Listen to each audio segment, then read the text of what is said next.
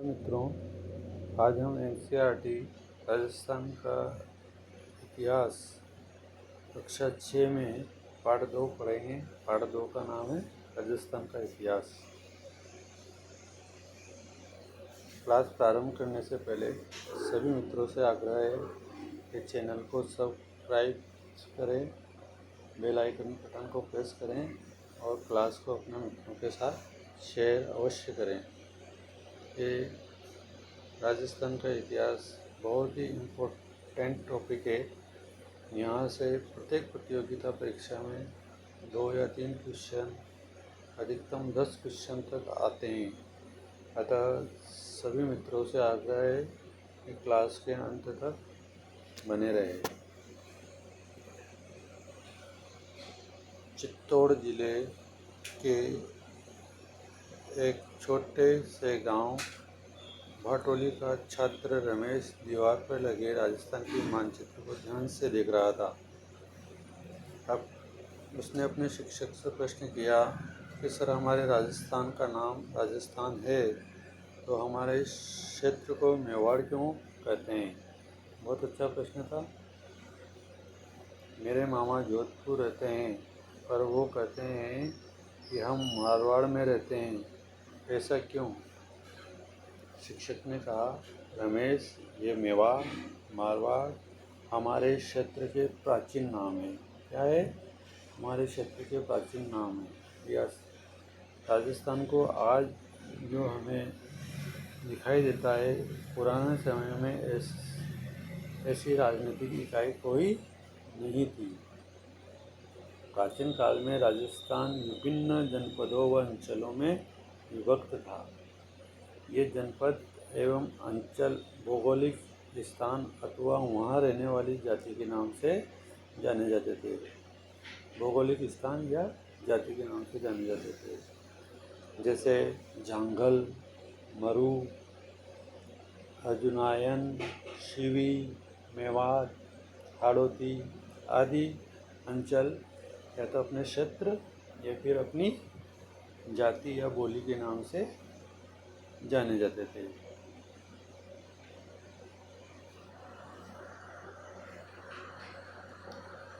ये महाकाव्यकालीन राजस्थान।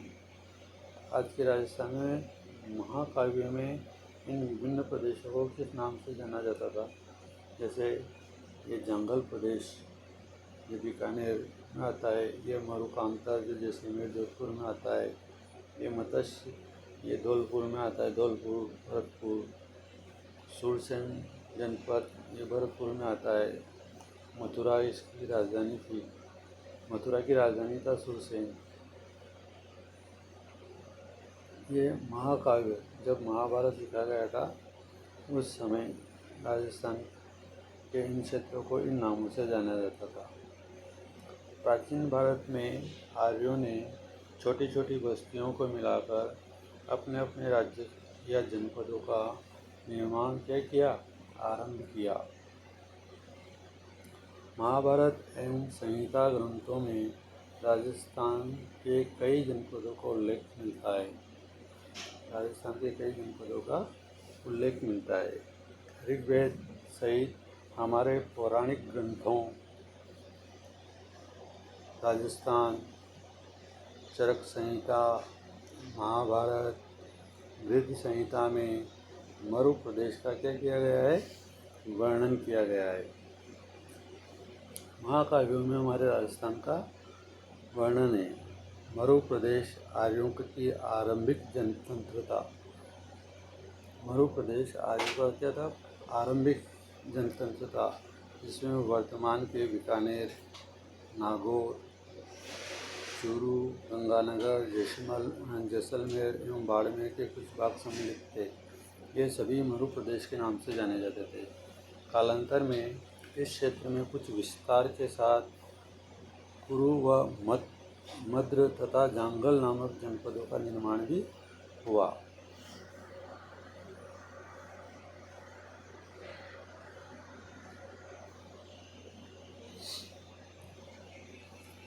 इस जनपद में वर्तमान बीकानेर, नागौर और जोधपुर का कुछ भाग आता है। कौन कौन से भाग आते हैं? बीकानेर, नागौर, बीकानेर, नागौर और जोधपुर का कुछ भाग आता है। इसकी राजधानी अहिच्छत्रपुर थी। इसका साम्य वर्तमान नागौर से प्रतीत होता है। पौराणिक आख्यानों के अनुसार यादव वंश के बलराम और श्री कृष्ण द्वारिका जाते समय इसी क्षेत्र से गुजरे थे। कौन से क्षेत्र से? जंगल प्रदेश से। मत्स्य जनपद का उल्लेख कहाँ मिलता है? ऋग्वेद में। महाभारत में मत्स्य जनपद की राजधानी क्या थी? विराट। यह जनपद अलवर एवं जयपुर के मध्य में स्थित है। इस स्थान का वर्णन चीनी यात्री युआन चांग ने भी किया। इसका जनपद का युआन चांग, ये इम्पोर्टेंट है। चीनी यात्री ने इसका वर्णन किया। कौन से जनपद का किया? मत्स्य जनपद का। मौर्योत्तरकालीन राजस्थान। मौर्यों के बाद मौर्य वंश का शासन रहा अपने भारत पर, तो उसके बाद राजस्थान के विभिन्न क्षेत्रों को किस नाम से जानते थे? सबसे पहले ये गंगानगर हनुमानगढ़ का जो क्षेत्र है, ये योधे नाम से जाना जाता था।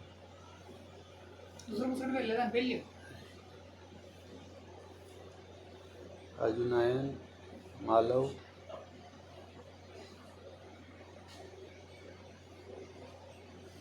और ये शिवी जनपद। मालव, कोट्टा, मुंजी इत्यादि प्रदेशों में ये अर्जुनायन, भरतपुर क्षेत्र में, और ये शिवी चित्तौड़गढ़ की राजधानी मानी जाती थी।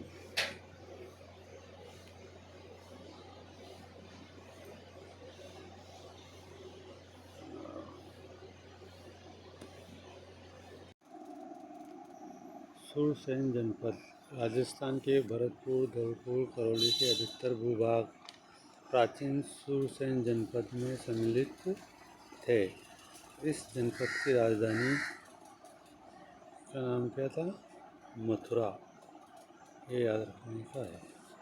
4वीं शताब्दी ईसा पूर्व में यूनानी लेखकों ने सिकंदर के समय सुरसैन या सौरसेन का उल्लेख किया। यूनानी लेखकों ने सिकंदर के समय इसका उल्लेख किया। बयाना प्रशस्ति में भी सुरसेन नामक राजवंश का वर्णन मिलता है। सिकंदर के आक्रमण के पश्चात अपनी स्वतंत्रता को सुरक्षित रखने को उत्सुक पंजाब और टक की कुछ जातियां राजस्थान में आकर बस गई। इनमें अपने साहस और शौर्य के लिए प्रसिद्ध मालव, शिवी, अर्जुनायन आदि जातियां प्रमुख थी। तो सुरसैन जनपद के बारे में साहित्यिक स्रोत अपने को 4वीं शताब्दी में यूनानी लेखकों और बयाना प्रशस्ति के माध्यम से मिलता है। अगला आता है आपके शिवी जनपद।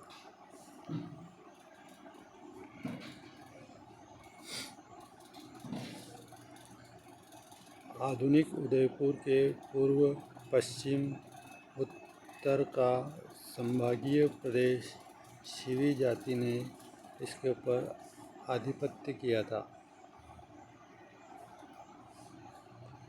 इसलिए यह शिवी जनपद के नाम से जाना जाता है। इसकी राजधानी मजमिका या माध्यमिका थी।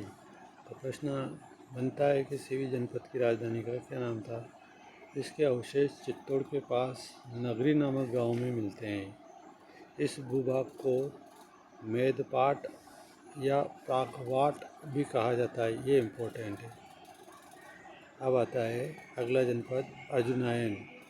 भरतपुर, अलवर प्रांत के अर्जुनायन अपनी विजय के लिए क्या थे? प्रसिद्ध थे। अर्जुनायन ने मालवों के साथ मिलकर विदेशी शत्रुओं को क्या किया? पराजित किया।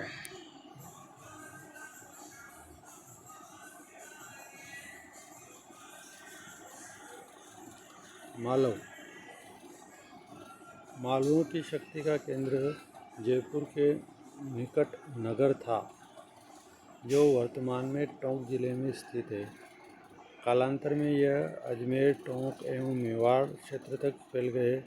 टोंक, प्रतापगढ़ एवं झालावाड़ का क्षेत्र मालव देश के अंतर्गत आता था। अपने झालावाड़ का क्षेत्र भी मालव देश के अंतर्गत आता था।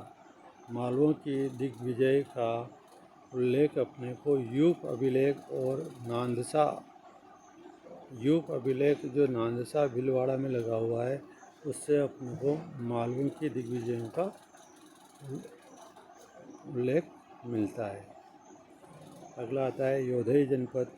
राजस्थान के उत्तरी भाग का योधई भी एक शक्तिशाली गणतंत्रीय कबीला था। ये ध्यान रखना, योधई राजस्थान का।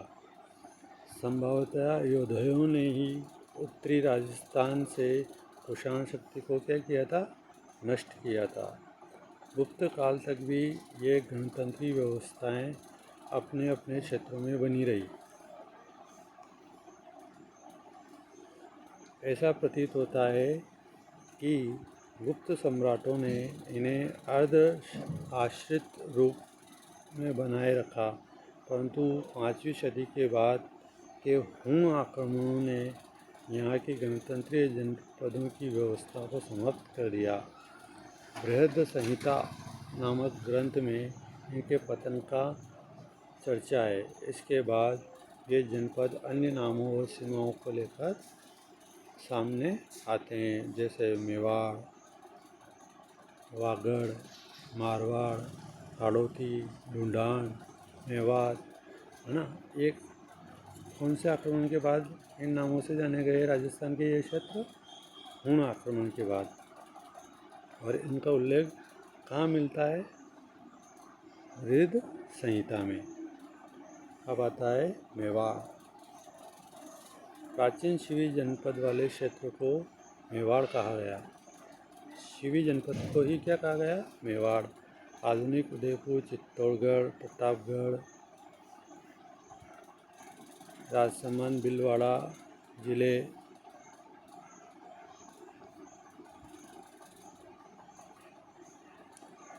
किसके अंतर्गत आते थे? मेवाड़ राज्य के क्षेत्र रहे हैं। इस क्षेत्र पर 7वीं शताब्दी से आधुनिक राजस्थान का निर्माण तक भूल सिसोदिया वंश का राज्य रहा।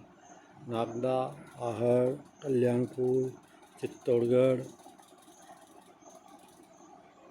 कुंभलगढ़, चावंड, उदयपुर आदि समय पर इनकी क्या रही? राजधानी रही।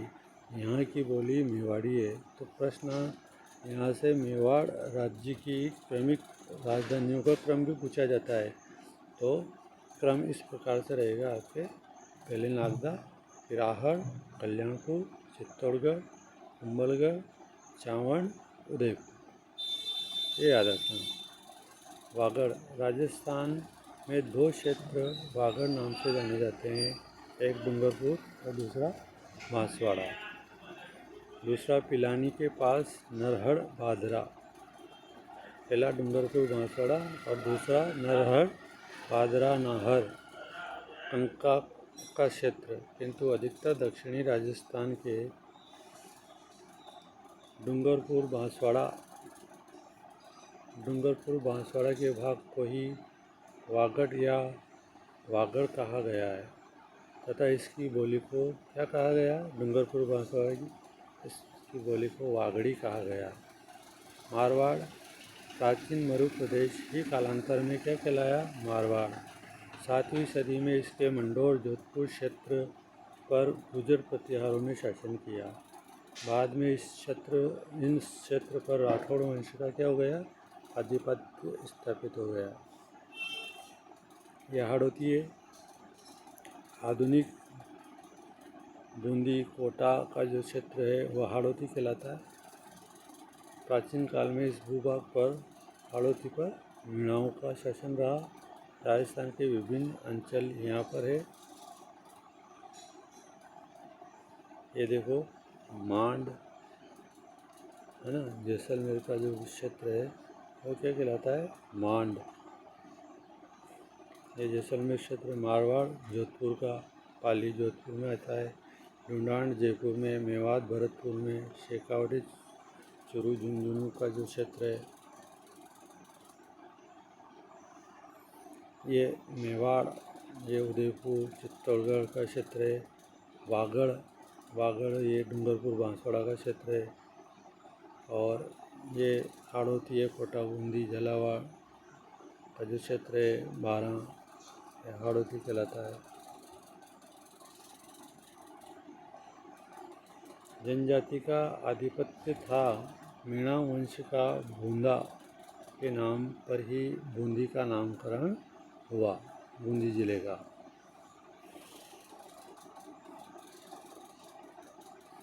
बूंदा कालांतर में चौहान वंश की हाड़ा शाखा ने इस क्षेत्र पर अधिकार कर लिया।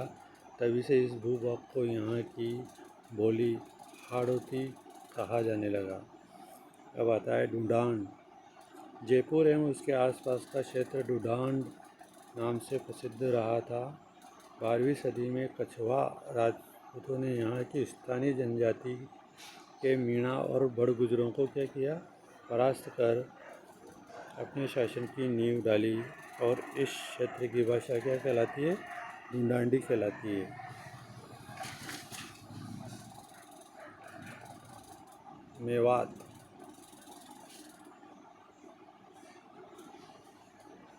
अलवर भरतपुर का वह क्षेत्र जहाँ मेव जाति की अधिकता रही मेवात कहलाता है। मेवातियों का प्रसिद्ध नायक हसन खां मेवाती था। प्रश्न आ सकता है आपके, मेवातियों का जो प्रसिद्ध नायक कौन था, तो हसन खान मेवाती, जो खानवा के युद्ध में राणा सांगा की ओर से बाबर के विरुद्ध लड़ता हुआ मारा गया। इन सब अंचलों के अतिरिक्त भी राजस्थान के कुछ अन्य क्षेत्र है, जैसे जैसलमेर को मांड कहते थे या वल्लभी कहते थे। जोधपुर का दक्षिणी भाग गुजरत्रा कहलाता था। प्रतापगढ़ को कांटल कहते थे। झालावाड़ का क्षेत्र मालव और चूरू झुंझुनू सीकर वाला क्षेत्र शेखावटी, ब्यावर अजमेर का क्षेत्र मेरवाड़ा कहलाता था।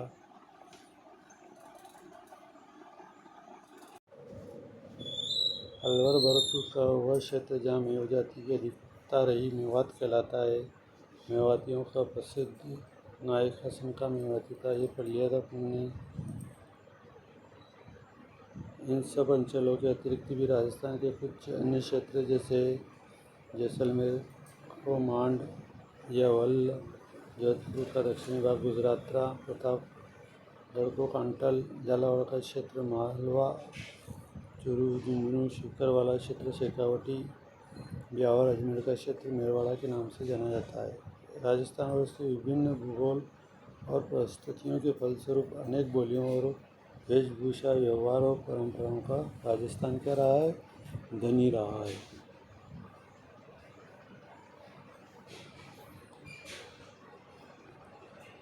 अंचल, अंचल का मतलब होता है क्षेत्र।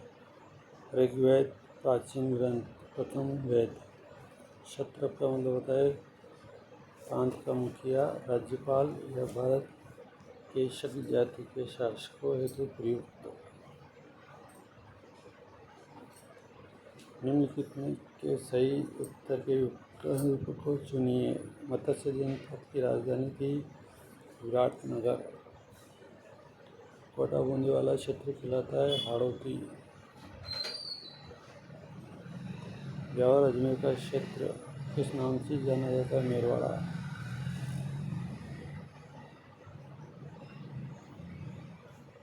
मेरवाड़ा। जयपुर एवं उसके आसपास का क्षेत्र कहलाता है ढूंढान।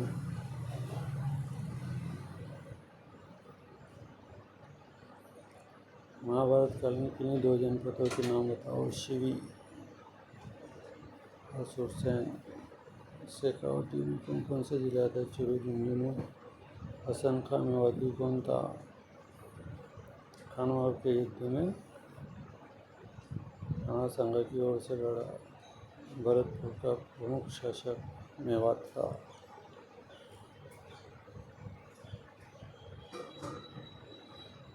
इस प्रकार कक्षा 6 का पार्ट 2 पूरा हुआ है।